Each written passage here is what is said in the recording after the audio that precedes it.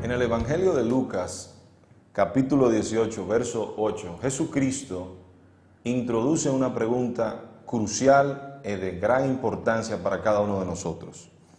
Dice, cuando el Hijo del Hombre venga, ¿hallará fe en la tierra?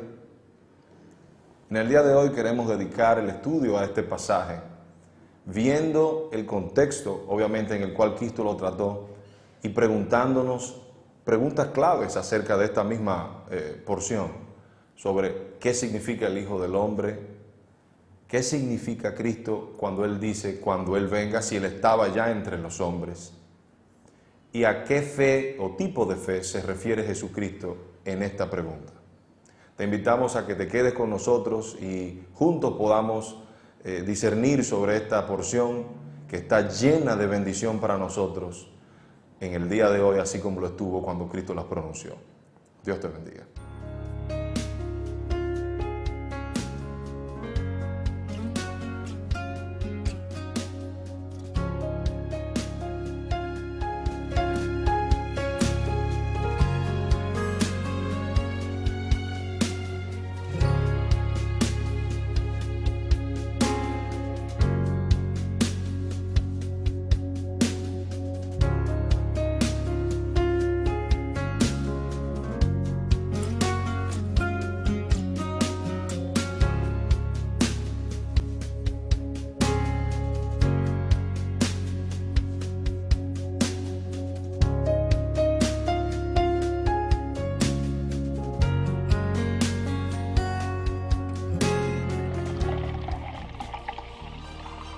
No mires cuando resplandece su color en la copa, cuando burbujea, o como el vino rojea. Entra suavemente, pero al final, como serpiente muerde y como víbora pica.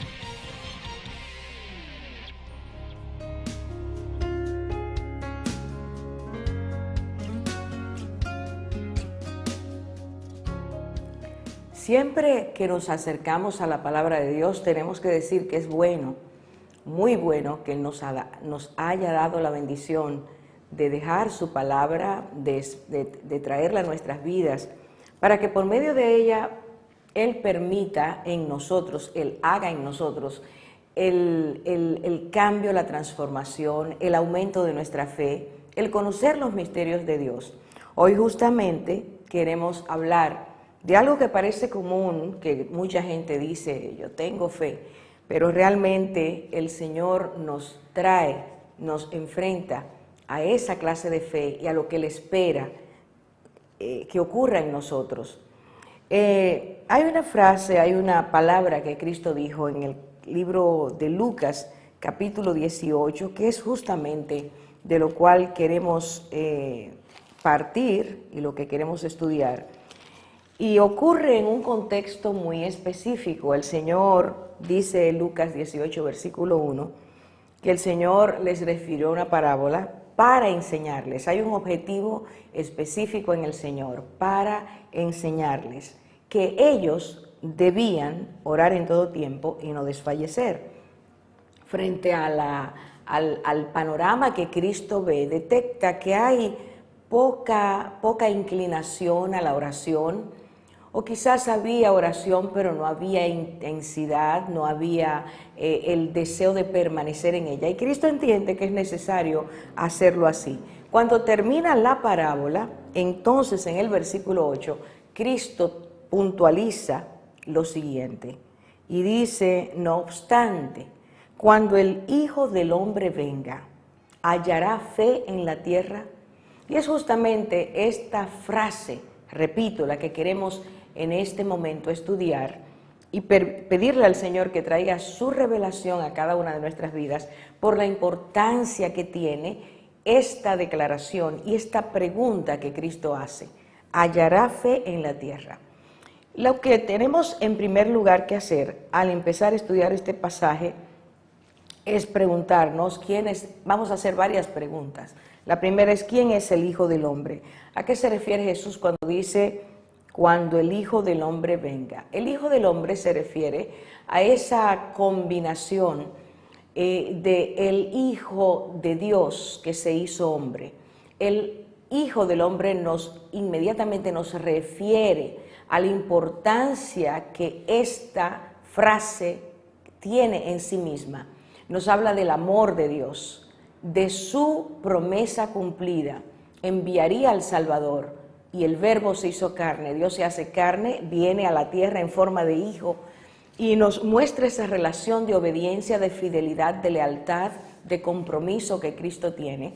Y el hombre, puesto que entra a la humanidad como ser humano, él puede sufrir y sufrió, él puede sentir y sintió las cosas que el ser humano siente, mas siempre sin pecar. Así que eso lo lleva a la cruz y puede terminar el plan salvador. El Hijo del Hombre es aquel a quien Dios envió para traernos la salvación. De forma que cuando Cristo dice, cuando el Hijo del Hombre venga, la próxima pregunta que tenemos que hacer, ¿cómo es que Cristo dice cuando el Hijo del Hombre venga si Él está en la tierra? ¿Qué es exactamente lo que Cristo quiere decirnos con eso? Cuando Él venga. Y entonces nos vamos a una promesa que el Señor hizo. Lo primero que tenemos que establecer es de dónde Él era y qué Él dijo acerca de eso.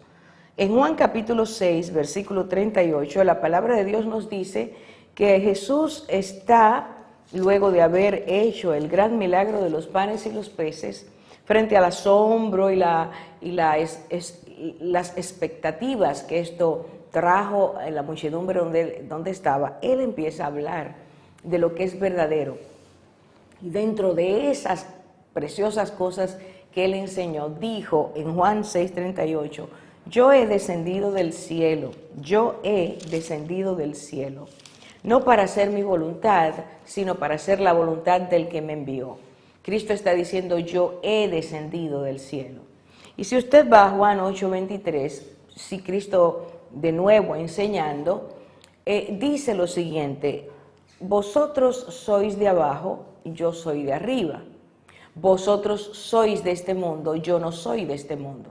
Así que Cristo nos da la dirección de su residencia y nos dice que Él es del cielo y que Él vino a la tierra, Él descendió a la tierra para hacer la voluntad del Padre, para enseñarnos a nosotros, las criaturas que Dios hizo y que nos alejamos tanto de Él y que le dimos la espalda y que le desobedecemos continuamente.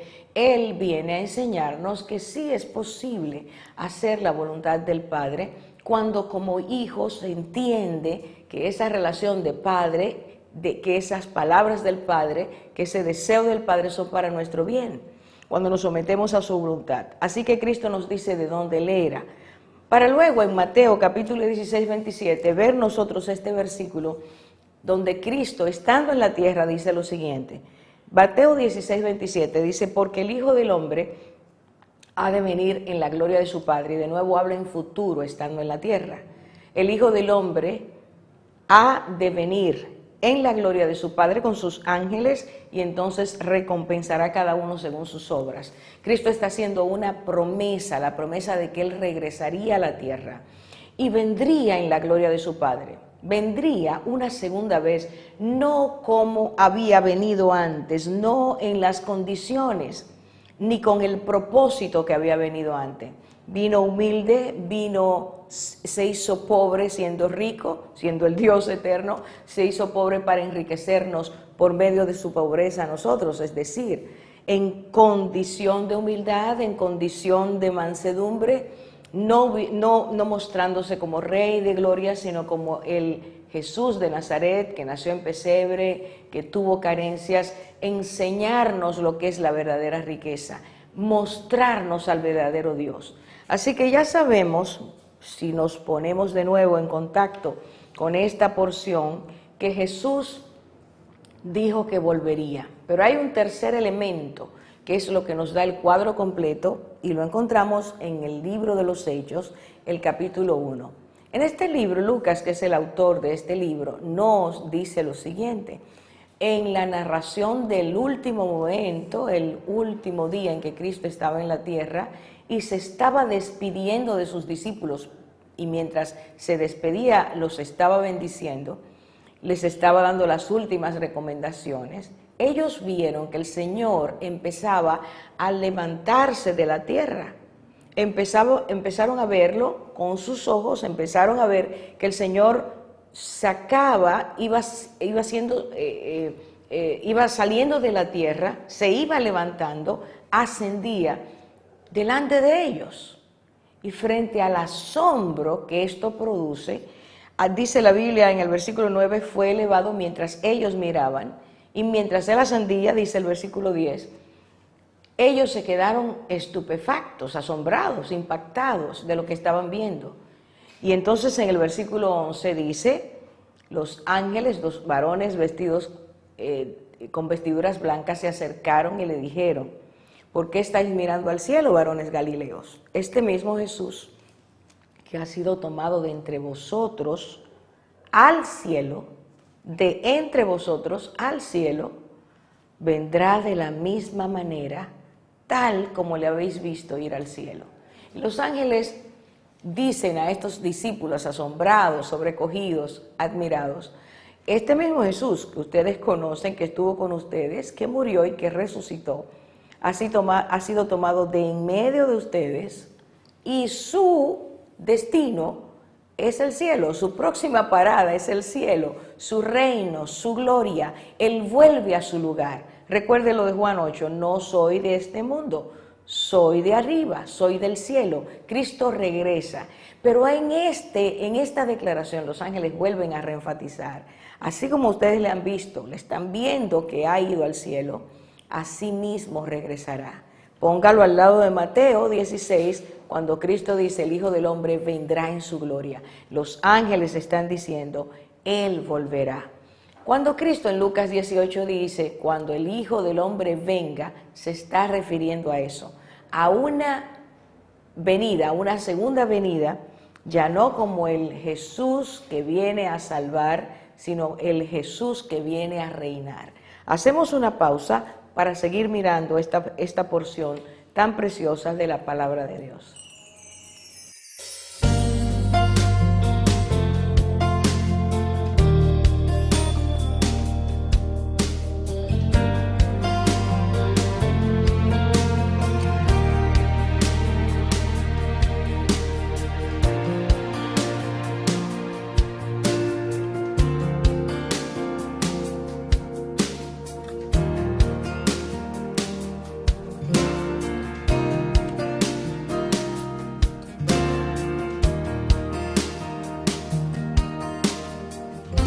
Volviendo al pasaje de Lucas 18, que es de donde partimos, y volviendo a leer la pregunta que Cristo hizo, no obstante, cuando el Hijo del Hombre venga, ¿hallará fe en la tierra? Ya hemos visto quién es el Hijo del Hombre, hemos visto por qué Cristo dijo, volverá el Hijo del Hombre.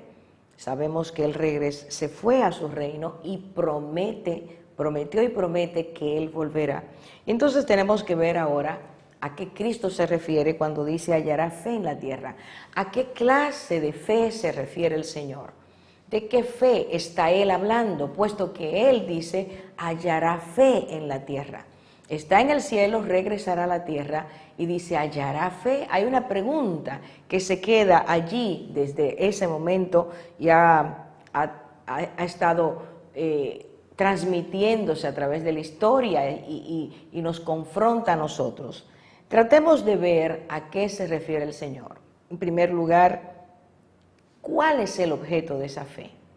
En el libro de Marcos capítulo 11, Evangelio de Marcos capítulo 11, Cristo está hablando a sus discípulos que se quedaron asombrados porque el día anterior Cristo había dicho a una mata de higuera, no volverá a tener fruto, y cuando ellos al otro día regresan se encuentran con que esa mata se ha secado desde sus raíces. Le preguntan al Señor y el Señor le dice, tened fe en Dios, tened fe en Dios. Cristo está diciendo, no es tener simplemente fe, la fe tiene que tener un objeto al que se le entrega o al que se refiere o al que se le da. Donde se pone la fe, Cristo no está diciendo en ningún momento que es poner la fe en cualquiera, que no es poner la fe en uno mismo, que no es poner la fe en la palabra que uno dice, que no es poner la fe en algo etéreo, que no es poner la fe en cualquier Dios, llamado Dios por los hombres de esta tierra, sino poner la fe en Dios. Cristo está diciendo, tened fe en Dios. Para que ustedes puedan ver los milagros, ustedes tienen que creer en Dios. Tienen que poner todo su pensamiento, su deseo, su énfasis en aquel que tiene el poder. Pero veamos a qué Dios se refiere Cristo. Porque mucha gente, tristemente, a través del tiempo, de los siglos, ha puesto su fe en muchas cosas. Piedras, en árboles, en hojas, en el trueno, en el cielo.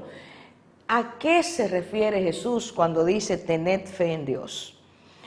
En Juan 17:3 vamos a ver algunas de las características que Cristo mientras estuvo en la tierra nos trajo a la luz en cuanto al Dios eterno, al Dios que es. En Juan 17:3 Él se refiere al Padre mientras ora y dice, eres el único Dios verdadero.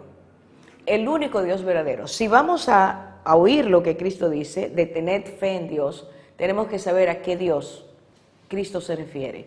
Cristo habla de el único Dios verdadero. Y al decir eso, Cristo nos enseña que todo lo que se levante como Dios o como dioses en esta tierra, se haya levantado, en los cuales se haya creído o se vaya a creer, todo eso es falsedad. Todo eso es vanidad, como dice la Biblia. Solo hay un Dios, un solo Dios, el Dios verdadero. Pero Cristo no solo se queda con esa declaración, Él nos dice más. Él nos va dando pinceladas para que aún en nuestro limitado conocimiento podamos entender la grandeza, el poder, la belleza, la hermosura, la santidad de Dios. Y en ese mismo capítulo Cristo habla en el versículo 11 de que Dios es santo. Cuando Cristo habla de Dios es santo, está diciendo que de Dios no sale maldad, en Dios no se produce la maldad, que Dios no es impuro, que Dios no es perverso, que en Él no hay dualidad, que no sale luz y tinieblas, que no sale justicia e injusticia, que no sale verdad y mentira, que en Dios no se produce ese falso balance del cual se habla, de que la luz y las tinieblas unidas producen el bien o el mal en la intensidad en que lo hagan.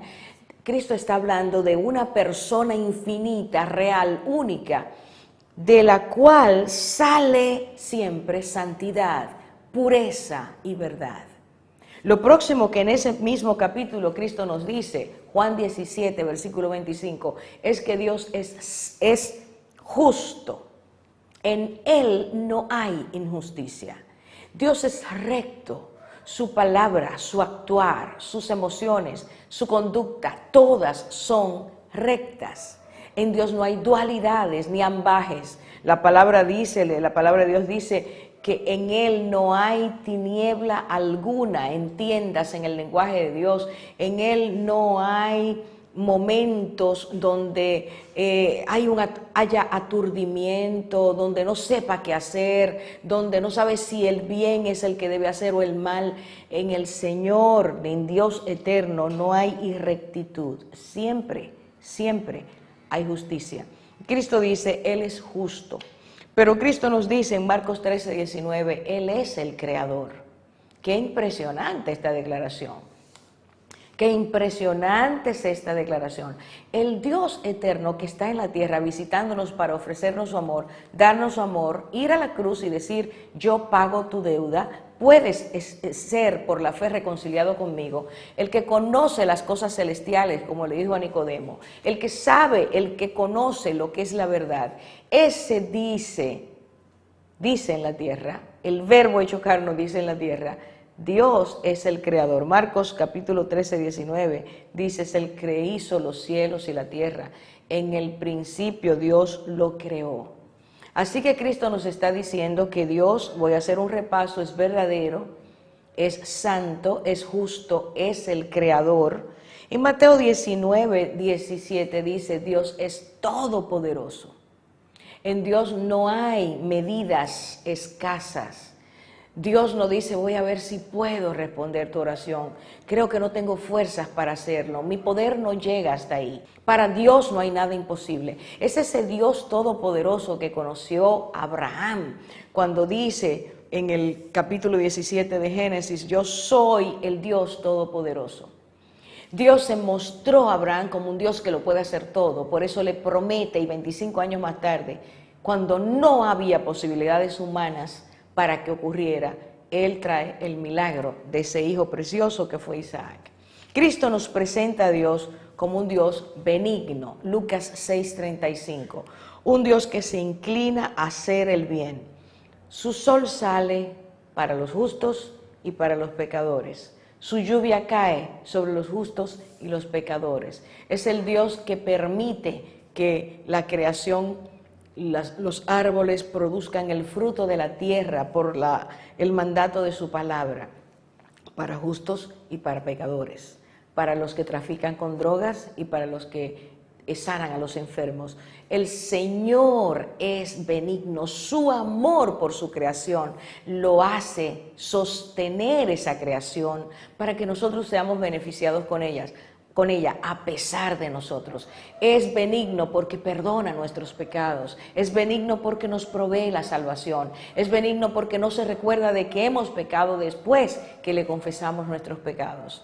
Es Dios benigno, es Dios de amor.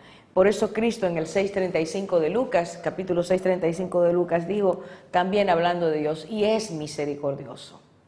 Siente compasión. Aun cuando tú y yo merecemos el castigo, el Señor nos perdona.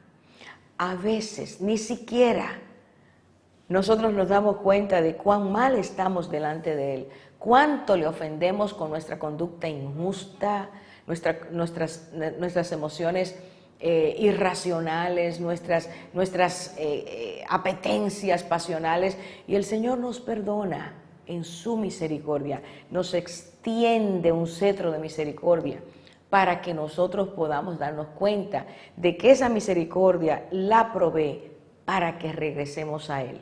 Como dice en Romanos capítulo 2, no te das cuenta de que su misericordia te debe guiar al arrepentimiento.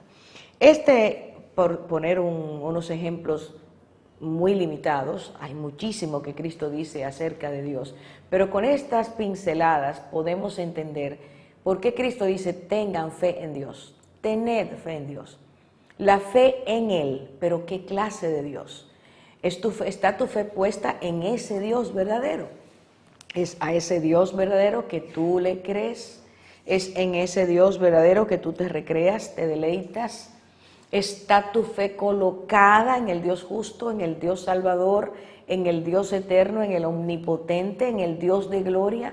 ¿Es el Dios en quien tú crees? ¿O tu fe está puesta en cualquier cosa, en cualquier persona, en cualquier meta? El Señor dice, tened fe en Dios. Y entonces lo próximo al leer Lucas 18 es que Cristo dice, tened fe. Vamos a ver qué es la fe para Jesucristo. Él nos da pautas claras de lo que es la fe. Hay una porción en la palabra de Dios, en el Mateo capítulo 8, desde el versículo 5 al 13. Hay una narración y nos habla de un hombre, un militar romano, un centurión, que va donde el Señor con una petición. Este hombre tiene una necesidad. No está sufriendo él mismo de forma directa, pero sí está sufriendo porque él ama a una persona que está muy enferma. Él se acerca al Señor, si usted lo busca en el versículo 5, él está pidiendo por su criado, un siervo al que él ama, que está paralítico, sufriendo en cama. Y este hombre va y le pide al Señor, por favor, Señor, sana a este criado mío. Y Cristo le dice, yo iré y le sanaré. Evidentemente, si Cristo dice, yo iré y le sanaré, está diciendo, voy a ir a tu casa. Estaba en la calle, Cristo iba caminando, este hombre se acerca. ¿Qué es entonces lo que está pasando a partir de este momento? ¿Qué es lo que ocurre a partir de ese momento?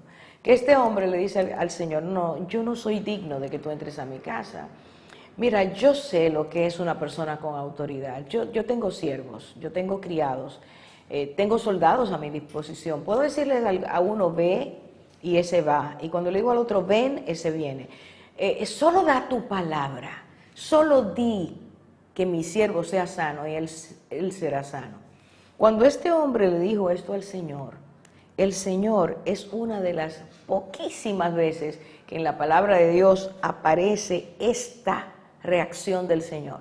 Versículo 10 dice, y al oírlo Jesús se maravilló y dijo a los que le seguían, en verdad les digo que en Israel no he hallado, y aquí está el punto, no he hallado a nadie con una fe tan grande. ¿Cuál es la clase de fe que Cristo dice? ¿A qué clase de fe se refiere? Cuando este hombre le dijo al Señor esto, y enseguida vamos a ver qué clase de fe es la que tenía este hombre, por la cual Cristo se admira, es que Cristo puntualice fe tan grande. Así que hay una fe pequeñita, una fe mediana y una fe muy grande. Y tristemente también existe la no fe. Quien no cree en Dios, quien no le cree a Dios. La mayoría de las personas dicen, yo creo en Dios, pero en una proporción muy alta, la mayoría de los seres humanos no le creemos a Dios. Cuando este hombre fue donde el Señor, él tenía unos puntales, unas columnas en su interior que lo movieron a creerle a Cristo. Y lo vamos a ver de inmediato. Ahora, esta categoría, esta clasificación que Cristo usa para enmarcar la fe de este hombre es una fe muy grande. Es a esta fe a la que Cristo se refiere, la fe que Él quiere hallar en ti y en mí cuando Él regrese. Una fe tan grande. Vamos a hacer una pausa para entonces hablar de qué clase de fe o a qué clase de fe Cristo se refiere. Regresamos de inmediato.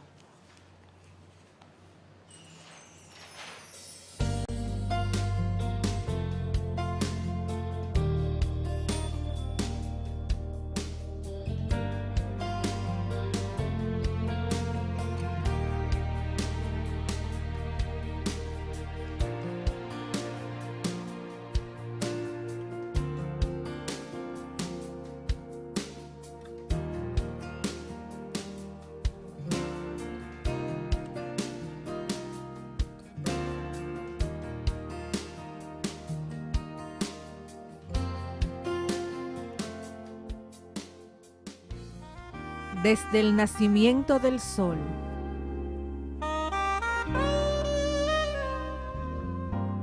hasta su ocaso, alabado sea el nombre del Señor. Estamos hablando de la fe del centurión y como Cristo la llamó, una fe tan grande. Es este hombre un ejemplo para todos nosotros, porque Cristo lo apunta como alguien que tiene una fe que ni siquiera entre el pueblo de Israel había. Ahora bien, ¿qué tenía este hombre? ¿A qué Cristo se refiere con esto? Tomando las palabras del centurión, que es la declaración a la que Cristo dice que es fe grande, encontramos lo siguiente. Número 1, es un hombre que le creyó a Jesús completamente, plenamente. Había escuchado de quién era Él y lo que Él hacía. Este hombre fue donde Jesús, no a preguntarle, ¿es verdad que tú puedes hacer esto? Él fue y le dijo, yo sé que tú puedes. Resuelve este problema. Es el primer paso, creerle a Él, creerle a Dios. Número 2, este hombre creyó en la autoridad de Jesucristo. Dijo, solo tú tienes que hablar. Creyó en el poder de la palabra de Cristo. Sabe que Cristo está por encima de los demás, que no es igual a Él, que aun cuando Él era un hombre de poder político, poder militar, no podía compararse su poder al poder de Jesús. Creer en la autoridad de Dios es necesario porque los seres humanos hemos perdido la capacidad de ponernos en contexto, de saber que Dios es infinitamente superior a nosotros, que Él fue que nos creó, que no nos hemos hecho nosotros. Ni siquiera podemos imaginar a veces cómo el Señor, siendo tan grande, puede crearnos a nosotros y permitir que nosotros después creamos que nosotros somos superiores a Dios. Sin embargo, cuando uno acepta, uno reconoce quién es Dios, se da cuenta de que es el magnífico, el extraordinario, el infinito, el todopoderoso, el Dios justo, de eso que hablábamos hace un rato, que Cristo enseña acerca de Dios. Este hombre cree en la autoridad de Jesucristo. Este hombre cree en que Cristo es digno. Mientras los fariseos y publicanos y saduceos lo menospreciaban y le preguntaban a cada rato, ¿con qué poder tú haces esto? ¿Y quién te dio esa autoridad? Este hombre viene y le dice a Cristo, yo no soy digno de que tú entres a mi casa. Tú eres muy grande, tú eres muy especial, tú eres Dios, tu dignidad, yo no puedo recibirla, no soy merecedor de eso. En tercer lugar, este hombre es humilde. La fe tiene que tener estos elementos. Es tener fe en Dios, que Él es digno de confianza, que le podemos creer, que es infinito, que es grandioso, que es glorioso, que es perfecto, y al depositar nuestra fe en aquel que está por encima de nosotros, estamos confiando en el que puede, en el único que puede resolver, el único que puede hacer, el único que puede transformar nuestras vidas, transformar nuestras relaciones, cambiar el estado de cosas. Dios es el único para el cual nada es imposible. Por eso Cristo, al ver la fe de este hombre, se estremece y dice, no he hallado una fe tan grande. ¿Es tu fe así? ¿Es mi fe así? Luego dice en el capítulo 11, versículo 22, que Cristo habla a sus discípulos justamente frente al mismo milagro de la mata que se había secado. Él dice, mire, si ustedes creen y no dudan en su corazón, una fe grande, una fe como la que Cristo quiere hallar cuando regrese a la tierra, es una fe que no duda. La duda es opuesta a la fe. La duda estacionaria, la duda siempre va a llegar, pero usted la puede descartar o usted puede vivir con ella. O usted puede crecer en la duda, eso quiere decir aumentar sus dudas, porque se convierte cada vez en una persona, entre comillas, más lógico, más racional, más intelectual, más científico, y usted menosprecia la sencillez de lo que Dios nos ofrece como el único puente y vínculo para acercarnos a Él, que es creer que Él está por encima de nosotros, que no está limitado a nuestras circunstancias, que Él sigue siendo el Dios Todopoderoso y siendo simples, como niños, decía el Señor. El que no se hace como niño no puede entrar al reino de los cielos. Es creer en el papá que dice, yo voy a llevarte, yo voy a hacer, yo te voy a dar. Es creer de esa manera lo que permite que una fe se establezca, sea sólida y pueda tocar el corazón de Dios. Eso es lo que Cristo está diciendo, no dudar. ¿Qué fue lo que le dijo a Pedro cuando después de Pedro creer y empezar a caminar sobre el agua, de repente empieza a hundirse? Cuando Cristo lo saca, le dice con voz tierna y fuerte, porque dudaste.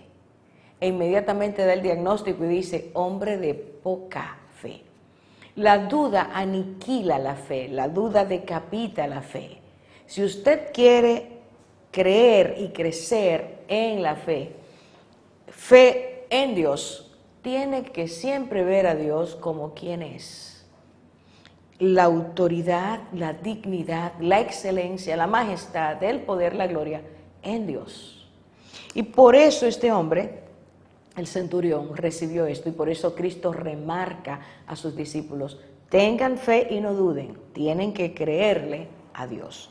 Y quiero mencionar algo rápidamente que Cristo también nos enseña, cuando Él en Juan 8 le dice a los judíos, ustedes creen que son hijos de Abraham, pues si son hijos de Abraham, hagan las obras de Abraham. La primera obra de Abraham fue la fe. La palabra de Dios dice, por la fe Abraham le creyó a Dios y por eso Dios lo justificó. ¿Qué quiere decir la fe de Abraham? Una fe que cuando Dios le dijo, sal de tu tierra, deja a tus parientes, yo te voy a bendecir. Abraham sale porque Dios le dijo sal, sin saber a dónde iba. Simplemente cree que Dios que le está hablando va a cumplir su propósito y se deja llevar. Esa clase de fe, de obediencia, porque la fe sin obediencia es nula. Esa clase de fe que tiene esperanza, porque la fe sin esperanza no existe, es la fe a la que Cristo se está refiriendo. De manera que si tomamos todas estas cosas, Cristo al hablar, volvemos a Lucas capítulo 18, versículo 8, cuando el Hijo del Hombre venga, ya sabemos quién es el Hijo del Hombre, sabemos a qué se refiere cuando dice venga, sabemos qué clase de fe, porque Él nos ha dicho en quién la debemos tener, quién es el Dios verdadero y qué clase de fe debemos tener. Ahora, último aspecto, cuando Él venga a la tierra, ¿cuándo viene? Porque es importante saber eso.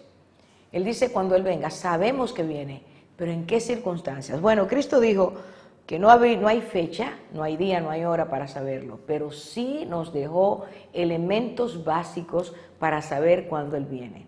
Estas son señales. Él dijo, estas cosas ocurrirán. Y si nosotros nos ponemos al lado de las declaraciones del Señor, nos damos cuenta que hemos entrado a esa última etapa del tiempo, de la historia, que Cristo menciona, donde Él da estos hechos que ocurrirían, que vendrían, que llegarían, y cómo estaría la condición humana. Cristo, en Mateo 24, nos habla de que la gente creería en la falsedad. Sería un tiempo donde la gente aceptaría lo falso como si fuera verdadero.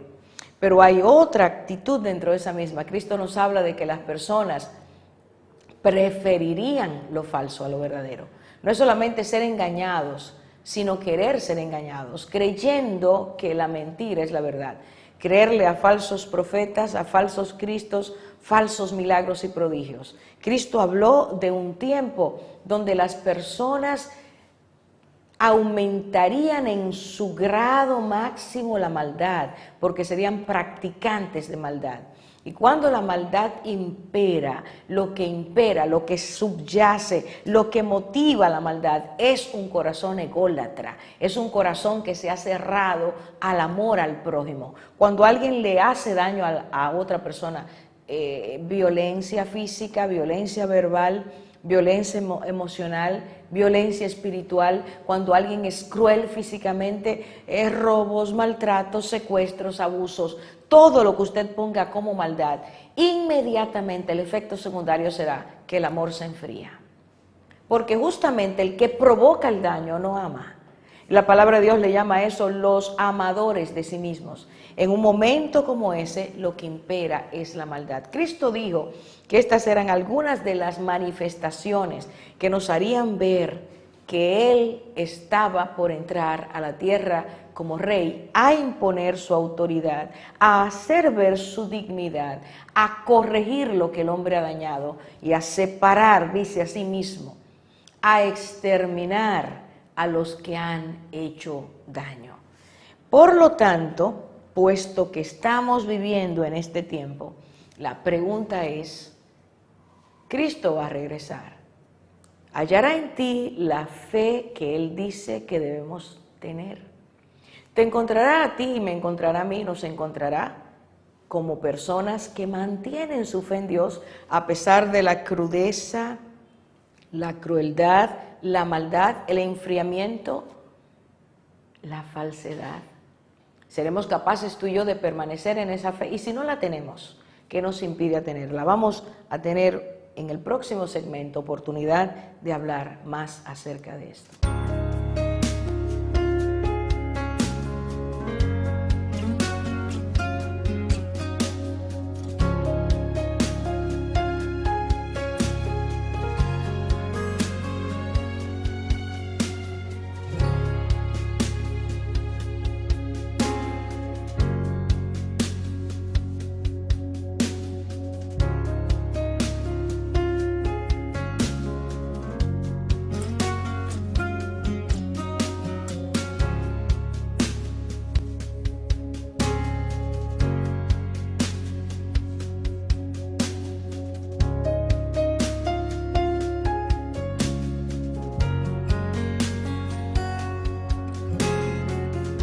usted y yo queremos hacer un viaje a Puerto Rico y ponemos nuestra esperanza en nuestra fe en un tubo, en una yola para llegar a él,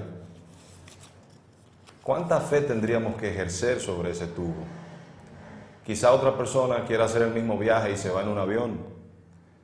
Y yo creo que está más seguro de llegar que aquel que tiene fe en el tubo. O sea que en ese caso, el tamaño de la fe no importa, sino más bien en qué se tiene fe. Poca fe en el avión, más seguridad de llegar. Mucha fe en una yola, poca seguridad de llegar. Pero en el pasaje que hemos leído y estudiado, nos damos cuenta de que los ingredientes de la fe que Jesús necesita o requiere de nosotros no solamente tiene que ser en el objeto correcto, sino también en los componentes que esa fe tiene, en el tamaño de esa fe o qué motiva esa fe. Y escuchando el estudio me puse a pensar en que es necesario yo tener una visión clara de en qué creo y en la persona que creo, en quién deposito yo mi fe. Sin duda alguna de que si nos acercamos más a la palabra de Dios y conocemos los atributos del carácter de Dios, nos vamos a dar cuenta de quién es Él y por qué podemos depositar nuestra fe en Él. Y es una fe que va a ser recompensada, como acabamos de leer en el pasaje que hoy estamos estudiando. Orfa, mientras tú caminabas a través de la palabra tocando este tema, mencionaste varias cosas con relación al objeto de nuestra fe.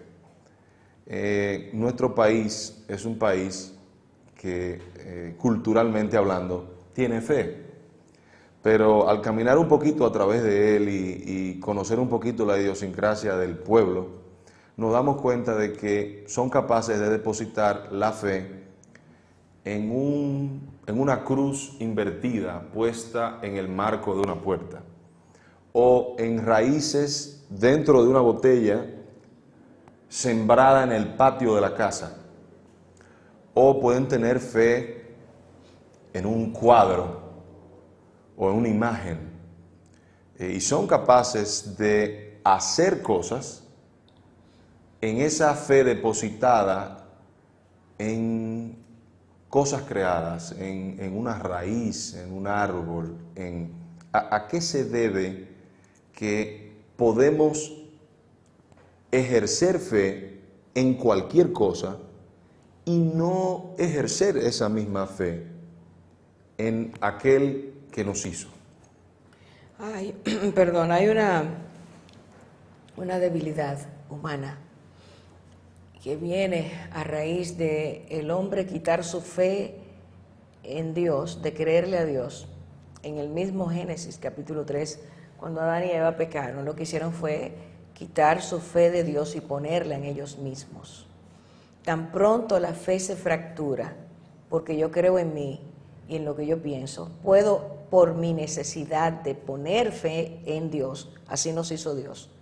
O sea, la naturaleza humana tiene que creerle a Dios. Pero ahí ya introduciste otro elemento, Orfa, porque ahora hablas de que hay una necesidad de ejercer fe en algo. Es que fuimos hechos así. Si el ser humano, cuando Cristo dice tener fe en Dios, lo que está diciendo, no la tengan en otras cosas, es en Dios que la tienen que tener, porque Dios nos hizo con esa necesidad de creerle.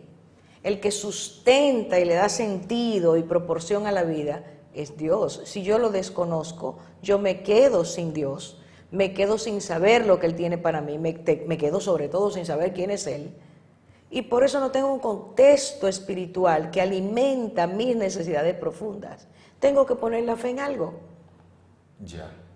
Al ponerla en cualquier cosa, la tengo que poner en lo que yo conozco. Entonces el problema es básicamente ignorancia. Digamos que es un desconocimiento que viene por la repetición humana del descreimiento, del alejarse de Dios. En el libro de Hechos, para ir al Nuevo Testamento, Pablo decía que justamente Dios ha pasado por alto los tiempos de ignorancia del ser humano, refiriéndose a eso. al hombre no tener puesta su fe en el Dios verdadero. Y Dios lo ha pasado por alto. Lo pasó por alto hasta el momento en que Cristo vino. Ah, Al ok. Cristo venir y decirnos quién es el Dios verdadero, se entiende que nosotros ubicamos lo que Él dice y que entonces pongamos nuestra fe en Dios. Es en Hechos, capítulo 17, cuando ellos han hablando, diciendo eso, que versículo 30, Hechos 17, está en la cúspide de la inteligencia, la sabiduría, los filósofos griegos, sí. en el Areópago, y dice, por tanto, habiendo pasado por alto los tiempos de ignorancia, Dios declara ahora a los hombres en todas partes que se arrepientan. ¿Por qué decimos eso? Porque en el versículo 29 está diciendo Dios, siendo pues linaje de Dios, es decir, Dios nos ha creado, no debemos pensar que la naturaleza divina sea semejante a oro, plata, piedra, esculpidos por el arte y el pensamiento humano. Es decir, donde ponían los griegos su fe en las creencias míticas del Olimpo, en las esculturas que hacían de esos dioses, y estaba la ciudad llena de altares a dioses. Ya. Entonces Pablo se está refiriendo, la fe está puesta en el objeto que no debe ser, exactamente. Entonces eso es lo primero, Orfa. A raíz de la ignorancia o el desconocimiento, entonces llevamos la necesidad que tenemos de ejercer fe en el objeto incorrecto. Exactamente, en vez de ponerla en Dios, ahí está nuestra irracionalidad. Y peor aún, en el contexto de la cultura del pueblo dominicano, de mucha religiosidad, hay un embrollo entre creer en cualquier cosa y también creerle a Dios. Sí, esto se llama sincretismo. El pueblo de Israel lo vivió mucho. En 2 Reyes capítulo 17 dice que el pueblo, Israel, que fue llamado por Dios a creer en el Dios verdadero, Abraham le creyó a Dios. Dios le dijo, Abraham, enséñale a tus descendientes que yo soy el único Dios. Abraham se lo enseña a su hijo se lo enseña a los hijos que tiene. Pero cuando el pueblo crece, su fe no está centrada en Dios, está centrada en los ídolos que aprendió de Egipto y de los pueblos de alrededor, según se movían. Ya, porque venía... Y eso lo absorbió y dice, y creían en Dios, servían a Dios y servían también a sus dioses. Así que eso le ha pasado al mundo. Sobre todo mucha parte del mundo occidental, las naciones occidentales, creen que la gente cree, tú le preguntas a cualquiera, en cualquier sitio, la mayoría dice, no, yo creo en Dios, pero yo dije al principio del estudio, una cosa es creer en Dios y otra creerle a Dios. Los demonios creen que Dios es verdad, pero no le creen a Dios, porque no hacen la voluntad de Dios. Correcto. Abraham le creyó a Dios, Lo que Dios dice. lo que dice, es lo que hizo el centurión. Una palabra tuya será suficiente. Yo te creo a ti, ¿entiendes la diferencia? Sí. Entonces, todas esas cosas que tú dices que tienen colgadas, es porque creen que realmente es. Tristemente no han sido enseñados de una forma distinta. Se les ha enseñado que con eso se puede vivir y el pueblo crece en esa ignorancia. Hablaste ahora del centurión y precisamente en estos días compartía yo ese mismo pasaje con mis hijos y qué impresionado me siento cuando veo tantas cosas que quizá yo no pude ver en el estudio del pasaje. Pero Orfa, la fe de este hombre, como tú muy bien señalaste, tenía muchos pilares que sostenían ese tipo de fe. Y hablaste también luego de eso, para no señalar aquella cosa que ya tú mencionaste, que había que tener una obediencia y que había que ejercer una esperanza. ¿Por qué la fe tiene que venir? Si tengo ya fe en el objeto correcto, basándome en estos pilares como el conocimiento real, el carácter, reconociendo la autoridad de la persona, no cuestionando, sino abriendo mi corazón, como dijiste, como un niño acercándose a él. ¿Por qué ahora tengo que ser obediente y por qué tengo que tener esperanza? Porque ¿cómo le puedes tener fe a Dios, aún sabiendo todo eso que tú has dicho, si no creo que lo que Dios dice es verdadero? Si no creo que lo que Dios me promete se va a cumplir. Dios trabaja, mira Belardo, así como se perdieron Adán y Eva la fe a lo que Dios había dicho, porque todo se trataba de lo que Dios había dicho. Así mismo nosotros la hemos perdido. Para nosotros restaurar nuestra relación, Dios usa un puente, un vínculo que se llama fe. Es, vuelve a creer en mí. ¿Basado en qué? Tú no me ves. Tú no me ves. Esto no se trata de que yo me aparezca a ti. Se trata de que tú creas lo que yo digo. La fe solo se puede establecer creyendo lo que Dios dice. Por supuesto, yo puedo creer más en Dios en la medida en que lo conozco más. Claro. Por eso Cristo nos señala, Él es santo, Él es el creador, no esté creyendo en la evolución, Él fue el que lo hizo, exacto, Él es justo. Si yo le creo a ese Dios todopoderoso, puedo creer que lo que Él me promete, Él lo va a hacer, aunque yo no lo vea hoy. Abraham no lo vio en 25 años. Bueno, el centurión tampoco lo había visto. Exactamente. Había escuchado. Había escuchado, eso era suficiente. Si yo creo que Él es Dios, yo voy a creer lo que Él me dice, aunque no lo vea. Ahí está la diferencia. Pero todo gira alrededor de cuánto tú le crees a Dios. ¿Y qué entonces impide, Orfa, que nosotros podamos creerle? Somos muy concretos, Abelardo. Somos muy materiales. Nosotros necesitamos ver, oír, palpar, sentir. La dimensión de lo que es lo espiritual se ha ido de nuestras vidas. Cuando una persona tú le dices, cree en el Señor, mira, cree en Jesucristo, pero ¿cómo yo voy a creer en Él si yo no lo he visto? Si se me aparece, yo lo voy a creer. Todo es porque el mundo, Dios nos hizo con esas facultades, pero esas facultades no impedían el que pudiéramos entender que hay una dimensión espiritual que está en mi interior, que Dios la puso, que es intangible, pero más real que esto que yo siento. Dios es más real que lo que yo puedo ver, oír, entender. Si yo no entiendo, no soy capaz de creer eso, yo me pierdo lo que es más importante de la vida, que es la dimensión eterna. Tú y yo no somos material nada más. Claro. No es hueso, no es tejido, no, es más que eso. Es eso que nos hace distintos al resto de lo creado por Dios. Entonces, esa es la dificultad que tenemos. Somos muy cientifistas. Y no es malo eso, Dios es que nos ha dado esa capacidad, pero si tú Tomás, exacto, si yo no toco, si yo no veo, y si yo no pongo, años viendo los milagros, pero viendo los milagros y oyendo que Cristo le decía, esto va a pasar, porque no fue que Cristo dijo, me desaparece, no, es que te estaba diciendo, sabían lo que iba a ocurrir. Ese es el prototipo de la mayoría de nosotros cuando no le creemos al Señor. Y otra dificultad que mencionaste también, Orfa, son las muchas, hablaste ahora de eso también, somos científicos, nos gusta, lo sencillo no es la salida lógica al problema.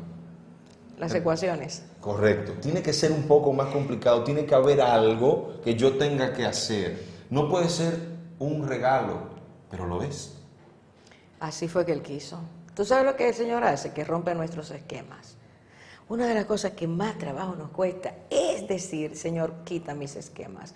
Yo quiero pensar como tú piensas, yo quiero entender lo que tú haces. Si yo entiendo que Dios es todopoderoso, Él puede hacer las cosas como Él quiere, dentro de lo que es su plan y su sabiduría. No es que me hace locuras. No, claro. Aunque Pablo decía, para los griegos, esto es locura. Claro. Pero esto es lo que Dios hace. Me dice, yo te amo y yo te perdono. Aunque tú te has revelado. Es el non plus ultra de lo que hace un papá con un hijo en la tierra. El muchachito o el hijo hace desastre, pero el papá lo ama y lo perdona. Pues Dios lleva eso, potencialo. Sí, claro. Y eso es lo que Dios hace. Claro. Entonces se trata de eso, de creer que Él los ama. Bueno, la realidad es que pudiéramos seguir abundando mucho más sobre este tema. Imagínense, la fe es el centro de nuestro vivir en Cristo, y a través de ella llegamos, es ese puente que nos une a Dios. Y queremos no terminar sin exhortarte a que tú también deseches cualquier creencia, cualquier cultura que se te haya impregnado, lo que has leído, y te acerques al Dios verdadero con un corazón sin prejuicio para escucharle. Dice la palabra de Dios que así empieza todo, escucharlo. Así creemos en Él. Tenemos que acercarnos a Él para creer que Él existe y que Él es Dios. Y Él es galardonador de aquellos que le buscan de esa forma. Te exhortamos de igual forma que utilices los números que están en pantalla.